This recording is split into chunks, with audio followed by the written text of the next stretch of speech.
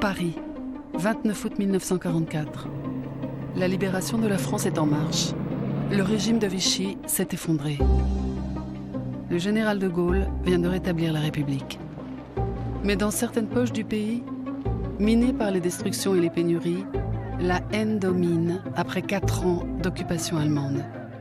La justice à la libération est une aspiration puissante, quitte à la rendre soi-même ce que ne peut accepter l'État. Une ligne s'impose. La justice doit passer, mais elle n'est pas la vengeance. Il faut condamner les traîtres, mais dans le respect de la légalité républicaine. Pour cela, on va avoir besoin de ceux dont c'est précisément le métier, les magistrats. Mais comment ceux-ci viennent-ils de traverser les 4 années du régime de Vichy ?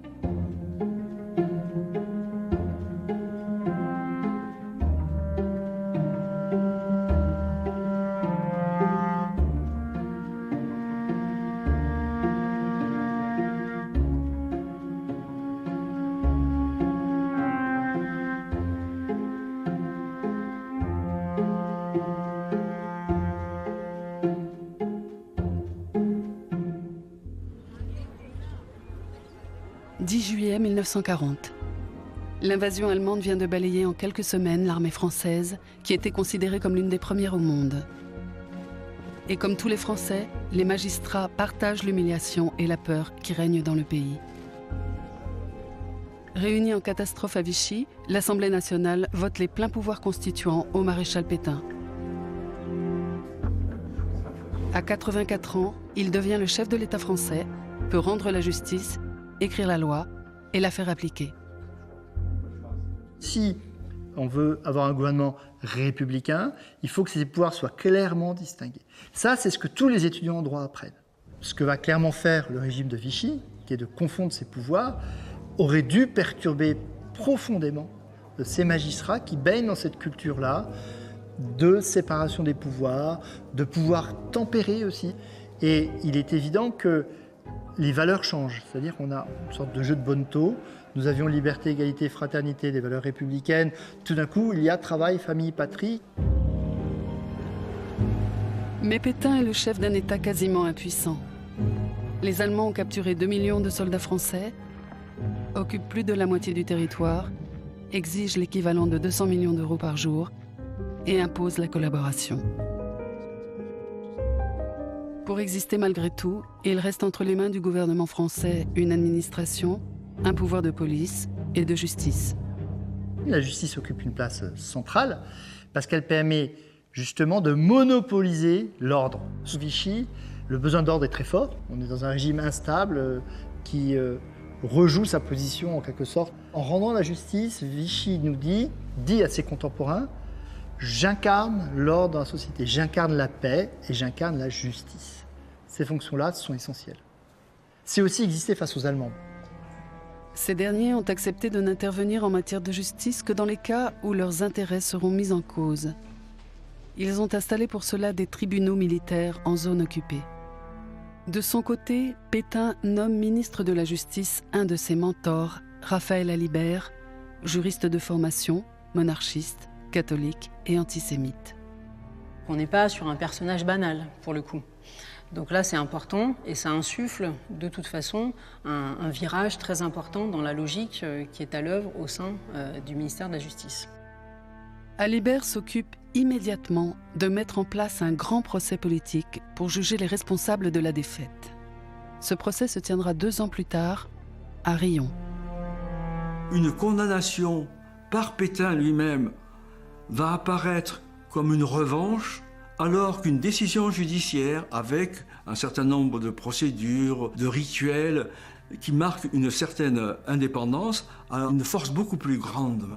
La justice a un pouvoir de légitimation que l'administration n'a pas. Le juge est celui qui exprime cette fonction-là pour le pouvoir. Le maréchal Pétain est pétri des anciennes formes. C'est-à-dire qu'il les bafoue, mais en quelque sorte, il veut les jouer. Ce n'est pas le cas en Allemagne. Hitler déteste les juristes. Pour Adolf Hitler et les nazis de la première heure, le droit, c'est l'antithèse de ce qu'ils font. C'est-à-dire que Le droit, c'est la forme. La forme, c'est le respect de procédures, le respect de règles. Or, justement, le nazisme, c'est le dépassement de toutes les règles. On voit le contraste saisissant avec le régime de Vichy, qui, certes, bafoue les règles antérieures, mais se raccroche à une idée que le droit doit réguler la société, que la justice doit être rendue et que certaines formes doivent être respectées. Vichy a donc besoin à tout prix de ses magistrats, qui sont environ 3400 à exercer une profession encore interdite aux femmes. Mais Vichy se retrouve avec une magistrature qui a vécu sous la Troisième République. Et qu'est-ce que ça veut dire ? Il fallait être républicain, dévoué à la République. C'était apprécié dans les notations hiérarchiques et par les préfets. Dès lors, comment Vichy va-t-il s'assurer de l'obéissance de ce corps dont il se méfie ? Vichy va épurer la magistrature. Vieux classique. Depuis le 19e siècle, chaque nouveau régime, quasiment, prévoit une épuration. Mais en plus, avec une crise de recrutement terrible. Et donc, Vichy ne peut pas s'offrir une épuration trop vaste. C'est à peu près 5% de l'ensemble de magistrats qui sont épurés.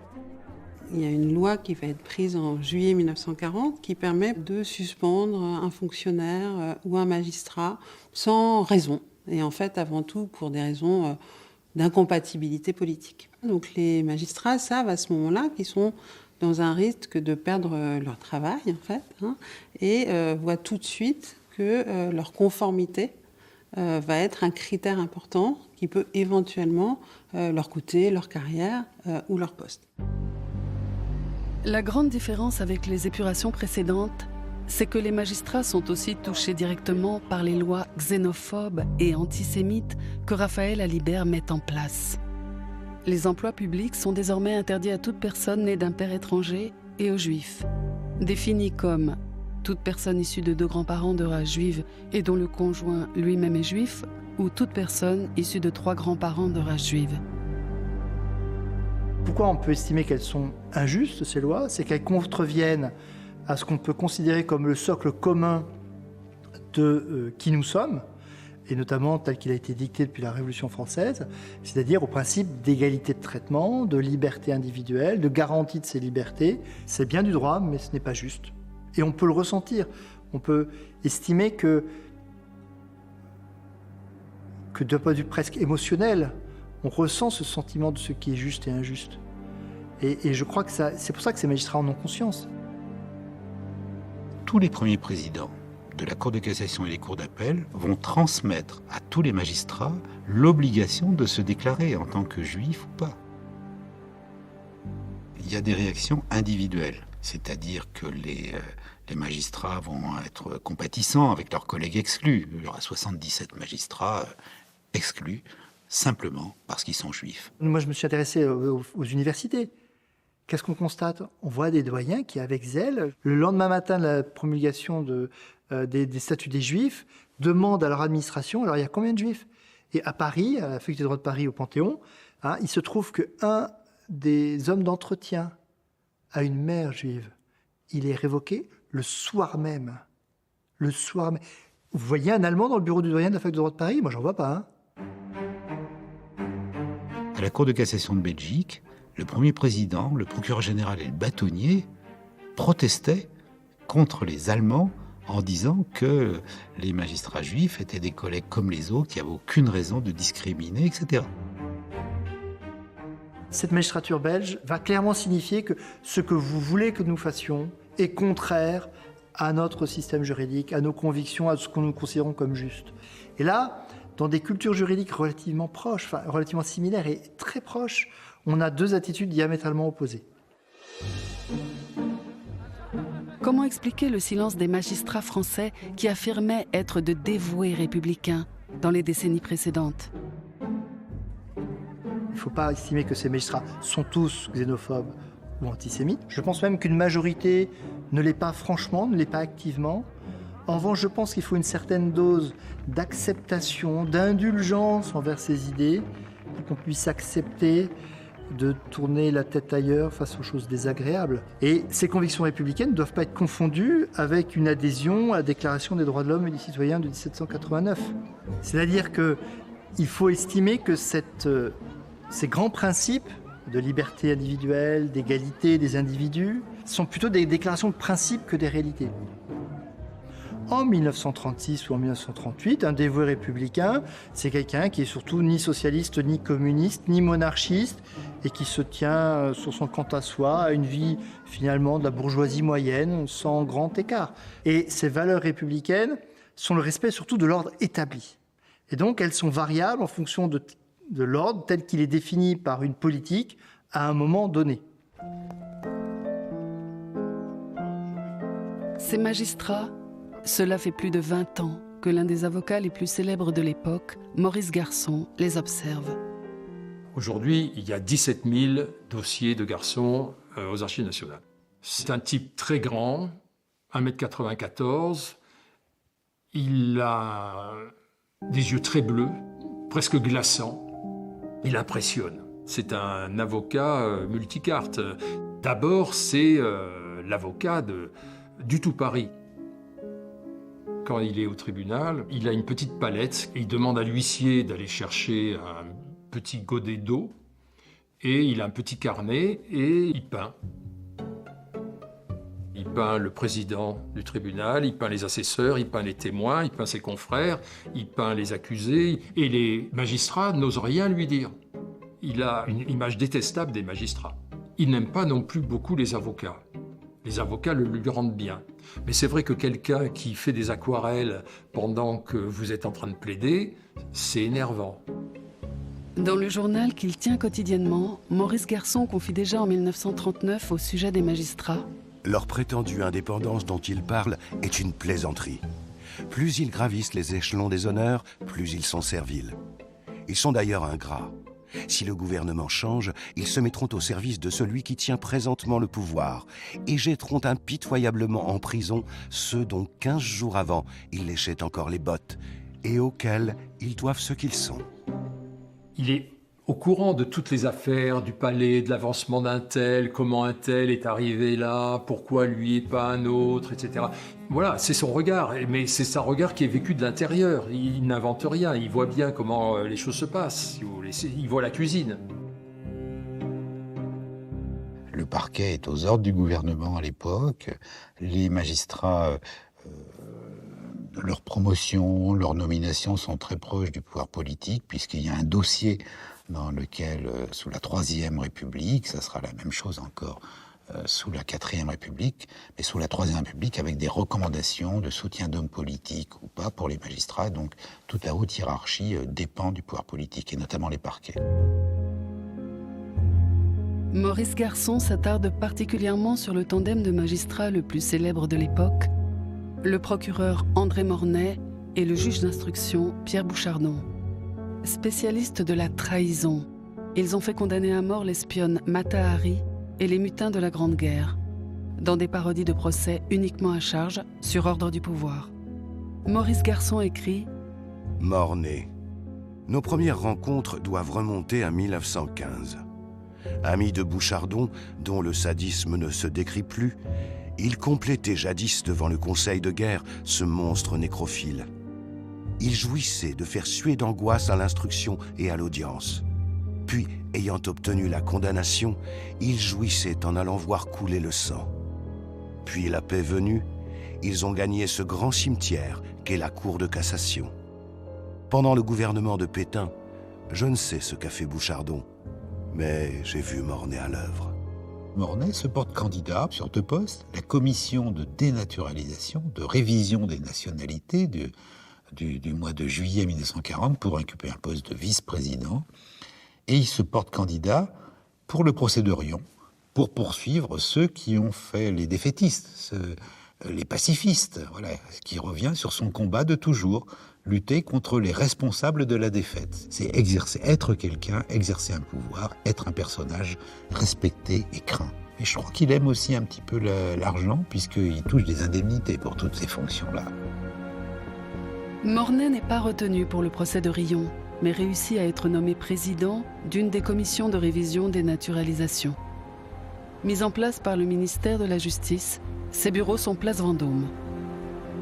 Il y a une très très importante loi en 1927 qui, du fait de la démographie qui avait été remise en cause après la guerre de 14, après la saignée de la guerre de 14, il fallait faire accéder à la nationalité française nombre d'étrangers, notamment venant des pays d'Europe de l'Est. Ce sont ces immigrés que Vichy veut dénaturaliser. L'enjeu est crucial. Pour les Juifs, la dénaturalisation déclenche l'internement dans des camps, puis à terme, la déportation. Cette commission a examiné 200 000 dossiers, mais en tout cas, elle a fait perdre la nationalité qu'à 3% des dossiers. Mais ça veut dire quand même plus de 15 000 personnes et leurs familles, dont plus de 6 000 juifs. Les principales dénaturalisations vont porter sur les 2 premières années. Mais Mornay va rester membre de cette commission jusqu'à la libération. Après Toulouse, après Montauban, c'est Lyon qui a l'insigne honneur d'accueillir le maréchal Pétain. Dans ses cris, dans sa ferveur, le pays, en offrant sa foi, répond au chef qui a dit « Je fais don de ma personne à la France pour atténuer son malheur ». Mais derrière ces acclamations, les registres de jugement du tribunal de Lyon laissent entendre une toute autre réalité. À bas, Pétain! 3 mois de prison ferme. Pétain est un salaud! 8 mois de prison avec sursis. Pétain a vendu la France! 1 an de prison avec sursis. En termes de répression politique, les choses vont se jouer principalement dans les tribunaux correctionnels et principalement sur la base de lois qui avaient été promulguées durant la drôle de guerre. En l'occurrence, les lois du 1er septembre 1939 et du 20 janvier 1940, qui visaient les propos de nature à porter atteinte au moral de l'armée et des populations. Donc ces lois qui étaient des lois promulguées en temps de guerre pour répondre à la crainte de désunion nationale et de menées antinationales durant un temps de guerre vont continuer à être appliquées en temps de paix, entre guillemets, qui est une paix très relative, bien sûr, qui est la période de l'occupation, mais dans des intentions, cette fois plus idéologiques et politiques. Le problème, c'est de mettre la figure de Pétain au-dessus de toute contestation. Et là, il frappe fort. Toutes les affaires d'offense à chef de l'État sont envoyées pour information au cabinet civil de Pétain. Les magistrats qui occupent les fonctions à peu près 50 ans, entre 45 et 50 ans, ont tous fait la guerre sous les ordres de Pétain à Verdun. Ils ont un rapport effectivement très particulier, celui d'anciens combattants à l'égard de Pétain. À cela va s'ajouter une multiplication, un accroissement important des condamnations pour outrage de toutes sortes. Je suis plus français que toi. Si vous avez eu peur des Boches, moi non. Vous et tous les flics de Paris, vous vous êtes sauvés comme des chiasseux. Ta tête, je l'aurai. Tu viendras à la Villette, qu'on te pende comme ceux de Verdun. Si j'avais des cartouches, je te descendrais. 15 jours de prison avec sursis. Et par ces lois-là aussi vont être sanctionnées les premières formes de résistance. Un contremaître est jugé pour avoir fait reproduire des tracts ainsi conçus. Notre de Gaulle qui êtes au feu, que votre nom soit glorifié, que votre règne arrive, que votre volonté soit faite sur la terre comme dans les airs. Il est condamné à 18 mois de prison et 1000 francs d'amende.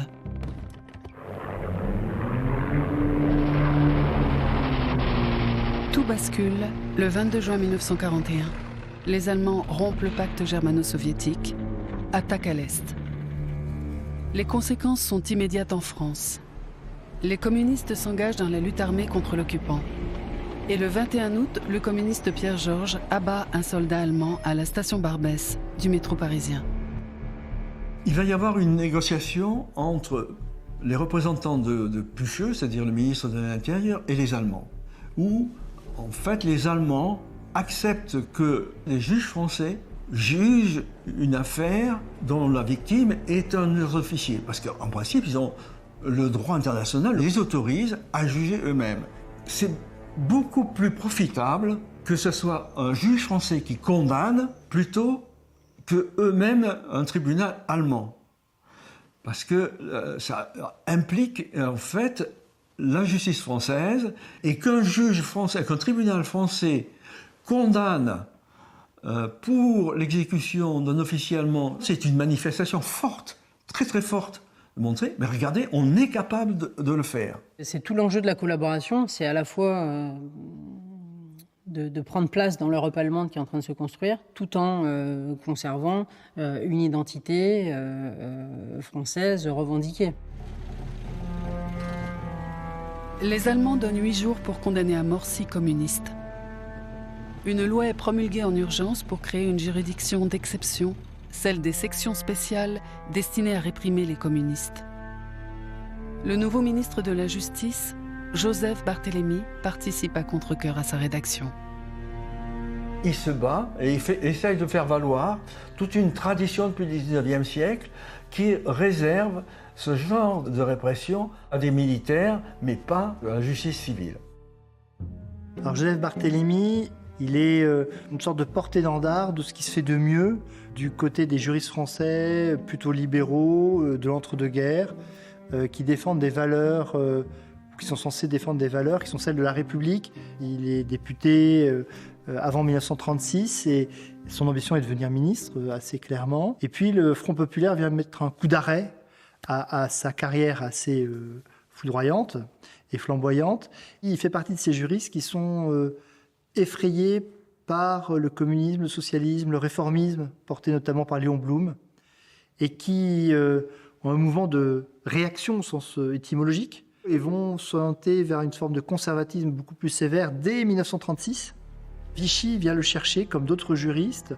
Le maréchal Pétain l'appelle pour son expertise. C'est à la fois la figure de l'expert, le juriste qui va venir créer le droit et appliquer le droit du nouveau régime, et en même temps une sorte de star qui va entraîner derrière lui une adhésion des juristes. Le parquet de Paris sélectionne alors 6 dossiers de communistes déjà condamnés pour des affaires de simple propagande. Ça atteint un principe séculaire, comme on dit en droit, qui interdit de juger et de condamner quelqu'un pour des faits qui ont été commis avant que la loi n'ait été promulguée. Par ailleurs, ce sont des juridictions qui ne prévoient pas l'application de circonstances atténuantes, qui ne prévoient pas la possibilité de peine avec sursis et qui ne prévoient pas de recours. Les droits de la défense vont être très restreints, avec principalement des avocats commis d'office qui auront très peu le temps d'étudier les dossiers et puis d'organiser une réelle défense des accusés. Donc on a quand même tout un ensemble de principes de la logique pénale française républicaine qui sont violés en une seule juridiction. Il reste du droit un fonctionnement qui est conduit par des magistrats qui vont, tant bien que mal, essayer de faire ce qu'ils faisaient avant, dans un système pénal d'avant. Ça nous semble quasiment surréaliste, mais à l'époque, non, il n'y a pas... de question prioritaire de constitutionnalité, il n'y a pas de Cour européenne des droits de l'homme, il y a la théorie des droits fondamentaux, ça n'existe pas. Il y a l'idée qu'on est dans une période d'exception et que période d'exception permet législation d'exception. Mais il y a des problèmes majeurs pour trouver des magistrats. Parce que d'abord, c'est les vacances judiciaires, et il n'y a pas grand monde à Paris. Mais en plus, il est difficile de trouver des magistrats adéquats, qui sont prêts à quand même condamner à mort. Il y en a un qui refuse devant le garde des Sceaux, qui lui propose en disant non, je ne veux pas. Et puis il y en a qui se cachent, parce que dans le palais, tout le monde en parle, et il y en a qui n'ont pas du tout envie de se laisser prendre. Et discrètement, ils disparaissent. Le ministre de l'Intérieur, Pierre Pucheux, exerce alors un chantage auprès des autorités judiciaires. Il va leur dire, dans la négociation que j'ai menée avec les Allemands avaient décidé d'exécuter 50 ou 100 otages français s'il n'y avait pas 6 condamnations à mort. Et ce chantage est d'autant plus envisageable que se déroule en même temps une grande rafle contre les Juifs, qui en a officiellement, de fait, aucun rapport avec l'affaire. Mais Pucheux mélange les deux en disant « mais regardez, c'est bien vrai, puisque vous avez des avocats, parce que ça frappe entre autres des avocats, vous les connaissez, et ils ont été arrêtés, et ils risquent donc d'être exécutés. » On finit par trouver des magistrats qui acceptent de participer à la section spéciale. La première audience se tient le 27 août au Palais de justice de Paris, dans un climat déjà troublé par une tentative d'assassinat sur Pierre Laval le même jour. André Bréchet, Émile Bastard, Abraham Treshbucky sont condamnés à mort et guillotinés le lendemain. Au même moment, Pétain rencontre à Agen des directeurs d'une usine. La visite est enregistrée. Est-ce qu'il y a de l'agitation dans vos usines? Du tout. Il n'y a pas d'hostilité au gouvernement? Non. C'est très calme.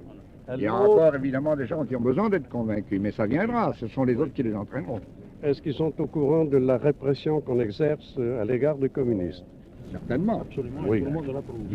Est-ce que les ouvriers l'approuvent? En général, il y en a un assez grand nombre, monsieur le maréchal, qui l'approuvent. Mais il est certain qu'il y en a d'autres encore qui ont besoin d'être mis dans le bain. Oui. Mais à Paris, les Allemands sont furieux. La section spéciale n'a prononcé que 3 peines de mort au lieu des 6 promises. Et non seulement on voit qu'ils n'en prononcent que 3, mais en plus, dans les votes, on constate que tout le monde ne vote pas la peine de mort. C'est à la majorité que les choses se décident. Tout le monde n'est pas d'accord. Vichy décide alors de créer une nouvelle juridiction d'exception, le tribunal d'État. Il siège à Lyon et à Paris et ses compétences sont immenses. C'est dans ces conditions-là que le tribunal d'État va faire ce que la section spéciale n'avait pas fait, c'est-à-dire qu'ils vont condamner à mort de nouveau 3 autres communistes pour que le contrat, entre guillemets, soit rempli. 5 jours après l'affaire de la section spéciale, les magistrats se réunissent pour prêter leur serment professionnel. À Paris, la cérémonie se déroule au cœur du palais de justice. C'est inhérent à la fonction. Quand vous rentrez dans la magistrature, vous prêtez serment d'être un digne et loyal magistrat et de respecter le secret du délibéré, notamment. Le problème, c'est que les magistrats doivent désormais aussi prêter serment au chef de l'État. Or là, on revient à une tradition d'Ancien Régime. On prête serment à une personne, c'était le roi précédemment. Là, maintenant, c'est le maréchal Pétain. L'avocat Maurice Garçon est présent et raconte dans son journal: Tout s'échauffouré. Le garde des Sceaux, l'énorme Barthélemy, est venu. On lui avait réservé un fauteuil face au premier président. Tous étaient assis, graves et solennels. L'un après l'autre, ils se sont levés, et la main haute, ils ont juré fidélité à la personne du chef de l'État. Je n'ai pas saisi une hésitation.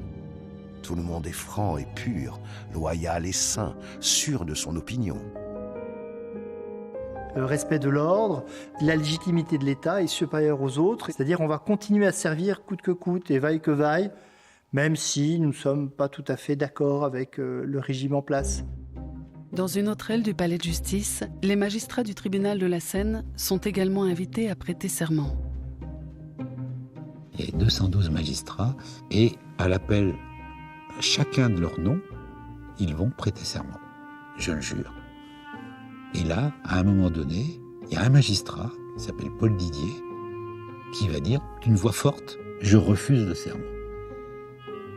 Il y a un léger silence et puis on reprend l'appel des noms et les 211 autres prêtent serment. Pourquoi Paul Didier refuse ? Justement, il ne veut pas prêter serment à la personne du chef de l'État. Paul Didier a joué un rôle très important les années qui précèdent. Il avait conduit la politique de naturalisation au sein du ministère de la Justice. C'est un proche du parti radical et Vichy va tout de suite le dégrader de ce poste à responsabilité pour le ramener à un simple rang de magistrat. Il est extrêmement mari de cette histoire, traumatisé par ça. Et donc, il ne peut pas rendre hommage, en plus de ses convictions républicaines. C'est un personnage qui a une très forte personnalité, très attaché à son indépendance. Il dit que ça lui est venu naturellement, qu'il ne pouvait pas au dernier moment. Le lendemain, Paul Didier est arrêté, puis interné au camp de Châteaubriand, à côté de Nantes, avant d'être assigné à résidence non loin de Cahors, où il attendra jusqu'à la libération.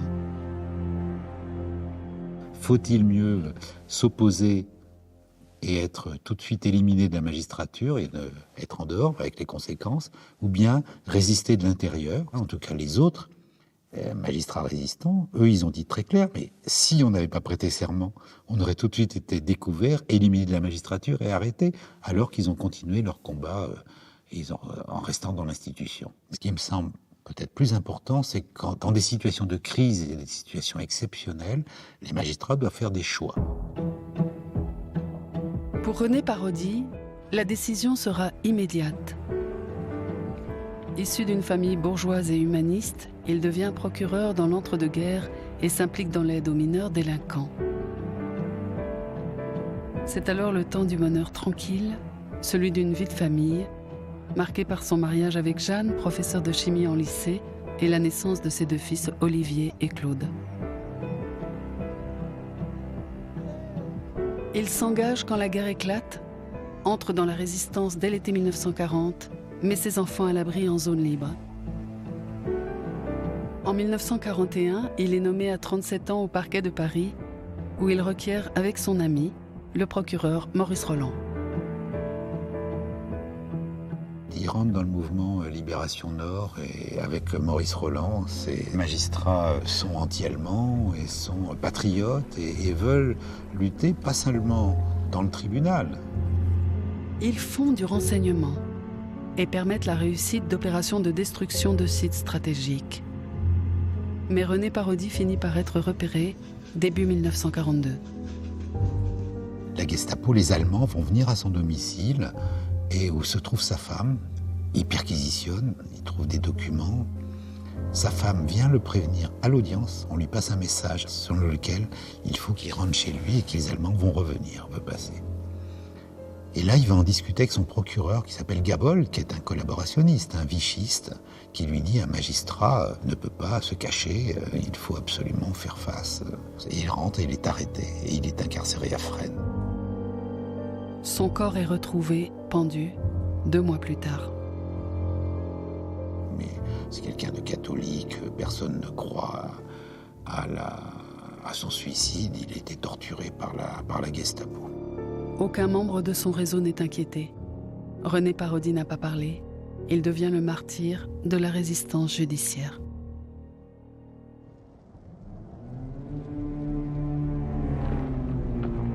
Au même moment, les premiers bombardements alliés touchent la France.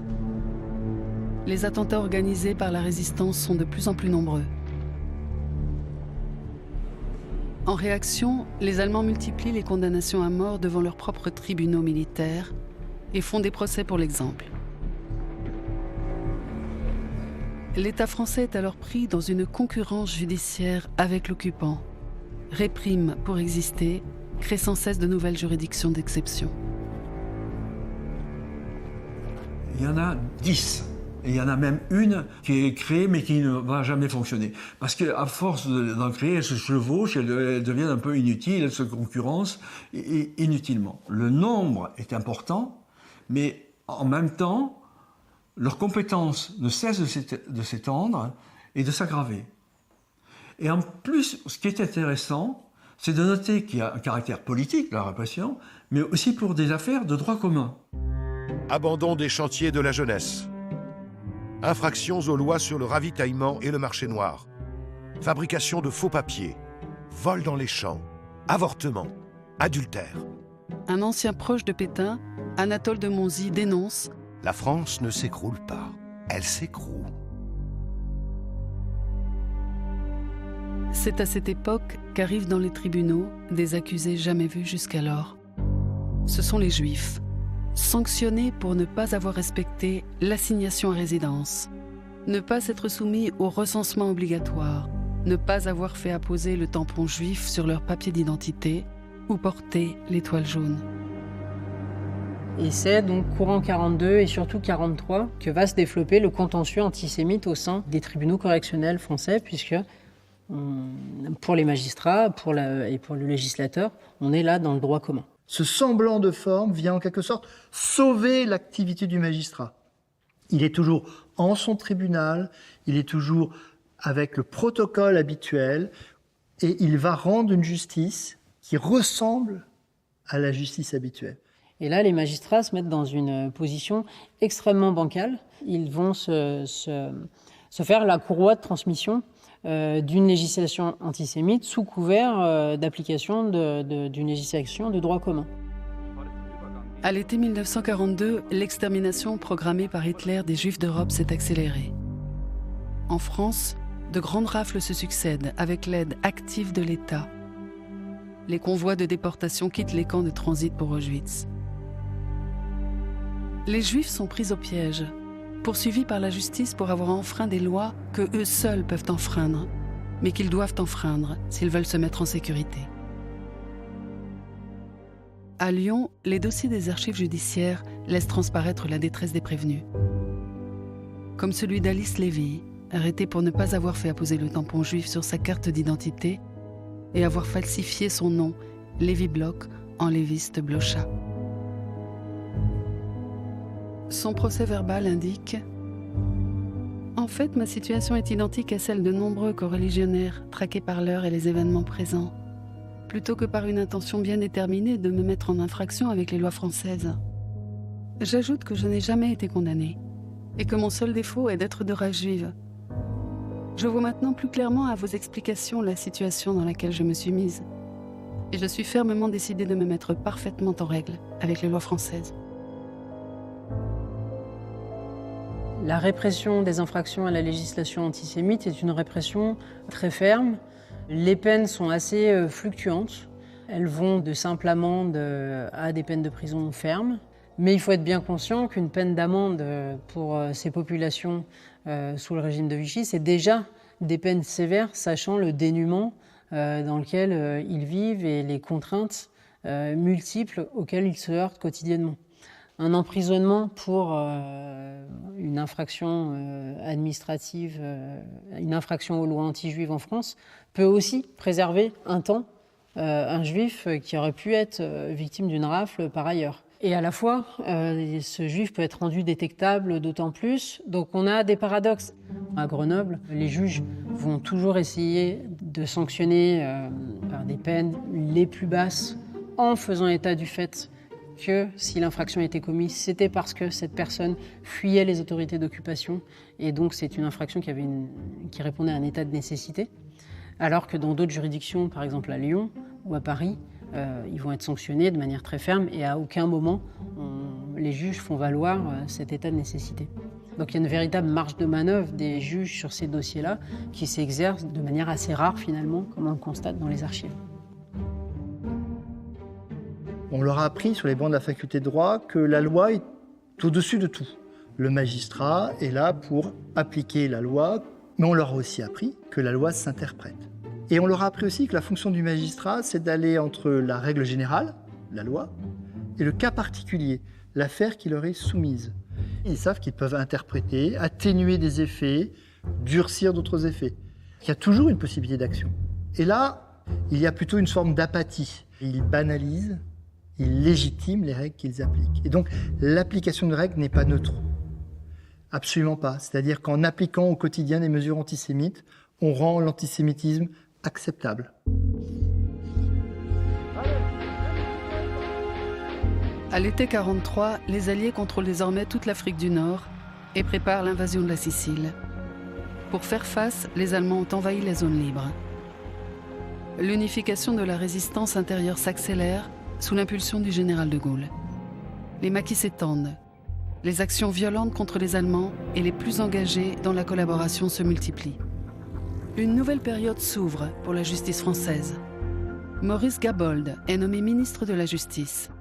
Surnommé par les magistrats von Gabold, c'est le procureur qui avait participé à la création des sections spéciales. celui qui avait conseillé au résistant René Parodi de se rendre à la Gestapo. Il est très engagé dans la collaboration et dans la répression contre la résistance. Il considère que la France entre progressivement à cette période-là dans une logique de guerre civile, en réalité, et que la justice doit être une arme pour répondre à cette situation-là. Le moyen qui va être utilisé par les autorités de Vichy, ça va être d'étendre les compétences des juridictions d'exception, en particulier des sections spéciales, à partir de 1943, puisque les sections spéciales qui ciblaient initialement les communistes et les anarchistes vont, à partir de 1943, sanctionner toute forme d'activité dite subversive et toute activité dite terroriste. Et c'est en l'occurrence la première apparition de la notion de terrorisme dans le droit français. Les magistrats les plus convaincus idéologiquement se font alors implacables. Comme Jacques Faure-Pingley, membre de la section spéciale de Lyon, qui sollicite en plus un poste au tribunal d'État. J'ai la ferme volonté de continuer à lutter de toutes mes forces et sans aucune crainte pour le pays, contre tous ses ennemis intérieurs et extérieurs, communistes, gaullistes, trafiquants de marché noir. Voici les titres que je puis faire valoir. Ancien combattant de la guerre de 14-18, grand blessé de guerre, chevalier de la Légion d'honneur, père de famille nombreuse, 8 enfants. J'ai toujours été noté comme un magistrat énergique et de toute indépendance. Mais pour le gouvernement de Vichy et les Allemands, les magistrats ne sont pas suffisamment à la hauteur. Toujours trop lents, trop indulgents, malgré 8000 prévenus jugés en 3 ans par les sections spéciales et des prisons où le nombre de détenus a été multiplié par 3 en 3 ans. Quand on regarde sur la durée, l'ensemble de l'activité de la section spéciale de Paris, on voit qu'en fait, progressivement, les peines diminuent. Le procureur général demande à un des avocats généraux de la section spéciale d'expliquer pourquoi. Et il va lui faire un rapport. Ils savent que c'est une façon de désigner aux Allemands des otages à exécuter. Le deuxième élément, c'est que le préfet de police va récupérer les gens acquittés et va les mettre en internement administratif. Donc là, les magistrats n'aiment pas ça. Mais plus intéressant encore, il dit, mais en fait, tous les jours, la section spéciale constate que les inculpés qu'on lui envoie, ce sont très souvent des patriotes. C'est des communistes, mais patriotes. Et dernier élément, nous qui sommes à la section spéciale, on veut en partir, et impossible d'en partir, parce que personne ne veut nous remplacer. Il y a une défiance classique des magistrats à l'égard des juridictions d'exception. Parce que ça évolue très vite, et que le blanc peut devenir noir assez rapidement. L'ennemi d'un jour peut devenir le membre du gouvernement du lendemain. Reconnue par les gaullistes, l'organisation de la résistance judiciaire a pris de l'ampleur avec le Comité national judiciaire qui fédère plusieurs mouvements de résistance de magistrats et qu'a mis en place Maurice Roland, l'ami de René Parodi. André Mornay le rejoint, lui qui préside une des commissions de révision des naturalisations depuis 1940. Devant la statue Saint-Louis, dans le couloir qui jouxte la chambre criminelle de la Cour de cassation, on a le témoignage d'un résistant qui travaillera avec Maurice Roland à la Libération, qui dit qu'il rencontre Mornay, qui dit en 1943, je veux être le procureur du procès Pétain, je veux juger Pétain pour trahison. C'est vraiment le type même du vichisto-résistant, c'est-à-dire qu'il a évolué tout au long de la guerre. Donc son rôle est ambigu, on ne peut pas douter de son sentiment patriotique, c'est un patriote. Les Allemands estimaient, et on a 2 notes de la Gestapo qui évoquent le rôle de Mornay, disant qu'il freine les travaux de la commission, qu'il faudrait éliminer Mornay, mais ils n'osent pas, il y a une forme de respect et on garde Mornay dans la commission. De son côté, Maurice Roland va en appeler sur Radio Londres aux magistrats de France. Au-dessus de la loi écrite, il est la loi morale. Dans la carence des lois, un magistrat n'a pour guide que sa conscience. Refusez d'obéir aux lois qu'elle condamne.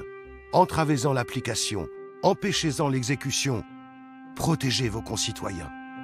C'est un appel à la résistance, quasiment avec l'arme du droit, en quelque sorte, pour ne pas condamner les compatriotes. Il joue à l'intérieur du droit. Il joue avec le droit. C'est pas une rébellion, ça se joue dans la discrétion. C'est de jouer sur la procédure et faire traîner un dossier très longtemps. C'est de soulever un point de droit qui nécessitait d'y réfléchir et permettait aussi de détourner l'attention. C'était aussi être au cœur de la machine et de la machine répressive. Ça permettait non seulement éventuellement de protéger, mais aussi d'avoir des informations. Dans le même temps, les magistrats particulièrement zélés sont devenus des cibles à éliminer pour la résistance. À Lyon, Jacques Faure-Pingely est abattu à son domicile par un commando de francs-tireurs partisans déguisés en gestapistes. Il avait fait condamner à mort l'un des leurs. Alors, les demandes de démission des juridictions d'exception se font de plus en plus nombreuses, certificats médicaux à l'appui, au motif qui siégeait, peu. Provoquer des chocs émotifs de nature à avoir sur le fonctionnement cardiaque ou circulatoire de graves conséquences. Là, il est assez difficile, en fait, de faire la part entre la volonté de ne pas sanctionner les résistants, de ne pas participer à cette répression, et l'anticipation du changement du cours de la guerre et du fait que peut-être ne faudrait-il pas être trop impliqué. À Paris, Maurice Garçon vient de défendre devant le tribunal d'État 5 jeunes garçons qui ont assassiné un collaborationniste à Poitiers, le docteur Guérin. L'avocat réussit à leur éviter la peine de mort. Heureux, il note dans son journal le soir du verdict. Pendant toute la journée, j'ai bien observé le visage de mes juges. Ils ont un peu dormi. Ils paraissaient prodigieusement s'ennuyer. C'est en plaidant que j'ai tout à coup trouvé l'argument qui les a secoués. Et j'ai soudain senti leurs pensées s'éveiller. Leur émotion est née lorsque je leur ai dit que leur jugement n'était qu'un prologue et que le vrai jugement serait celui de l'histoire. Je crois qu'ils ont eu un peu peur et que leur jugement, qui est bien rendu, est une petite lâcheté. Ils ont pris une assurance. Au début 1944, il est clair pour Vichy et les Allemands que les magistrats ne peuvent pas remplir les besoins de répression. On crée pour cela une énième juridiction d'exception, les cours martiales. Cette fois, elles ne dépendent pas du ministère de la Justice, mais de l'Intérieur. Elles sont sous les ordres de Joseph Darnand, le chef de la milice qui a été nommé secrétaire général au maintien de l'ordre. En 6 mois, elles fusillent 200 résistants. Là où les sections spéciales ont prononcé une trentaine de condamnations à mort en 3 ans, dont seulement 12 ont été exécutées. Les tribunaux militaires allemands, eux, ont prononcé 3000 condamnations à mort. Été 44. Les Alliés ont pris pied en France, libèrent le pays avec les résistants et l'armée française. Le 9 août, une ordonnance du gouvernement de Gaulle déclare le régime de l'État français nul et non avenu et rétablit la légalité républicaine. Comme pour Vichy en juillet 1940, l'épuration de la magistrature est une priorité pour le pouvoir. L'idée simple, c'est qu'il faut épurer la magistrature pour la relégitimer vis-à-vis du peuple français, pour qu'ensuite les magistrats président les cours de justice de la République dans chaque département pour juger les collaborateurs. On crée en septembre une commission d'épuration de la magistrature. Son président n'est autre que l'insubmersible procureur André Mornay, entré dans la résistance judiciaire en 1943. André Mornay va avoir un double rôle à la Libération. C'est quand même une activité absolument considérable, parce qu'il a 75 ans, quand même. Et il va à la fois présider la commission d'épuration de la magistrature et en même temps être le procureur général près la haute cour de justice. Mornay, c'est un patriote et c'est un haut magistrat spécialiste de la trahison. Il faut des personnages âgés, respectés et qui aient un poids hiérarchique. Dans la magistrature, c'est très important d'avoir des éléments de la haute hiérarchie. Comme il l'avait promis, André Mornay va bien requérir la mort contre le maréchal Pétain. Maurice Garçon le décrit. Il hume le sang et fonce comme un sanglier. Ces condamnations sont peut-être justes, mais on aimerait au moins les voir demander sans joie. Que cet homme est vilain. Il est pourtant à un âge où l'on devrait mettre un espace entre la vie et la mort. et méditer sur soi-même. De son côté, Maurice Roland a été nommé inspecteur général des services judiciaires pour veiller à l'épuration de la magistrature. Il sillonne le pays, fait établir dans l'urgence les fiches des magistrats. Celle concernant la cour d'appel d'Amiens indique: Premier président, à suspendre. Conseiller, brave homme, peu intelligent. Vice-président, bon sentiment mais bois. Et celle du tribunal de Beauvais mentionne: Président, politicien, procureur, sérieux. Juge, égale 0. Soyons justes, c'est une opération beaucoup plus dure que celle de Vichy.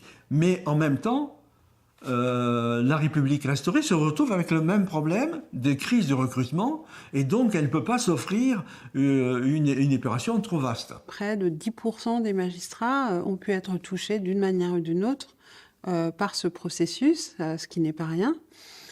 Et ce qui a été particulièrement visé, c'est finalement ce qu'on pourrait appeler le zèle, hein, c'est le fait d'en avoir fait encore plus que ce qui était demandé, de s'être manifesté par le fait d'avoir été particulièrement sévère, ou bien des formes d'engagement plus personnelles et donc plus visibles. Mais après le désastre moral de Vichy, la magistrature a pris conscience qu'elle a besoin de se réformer. C'est le beau programme que lui assigne Maurice Roland aux États généraux de la Renaissance française en 1945 et que connaîtront ses futurs citoyens. Ouvrir l'institution aux femmes, donner à la magistrature la place qu'elle mérite, lui assurer le plus large et le meilleur recrutement, lui donner les moyens d'action nécessaires et surtout assurer son indépendance. Une nouvelle histoire commence.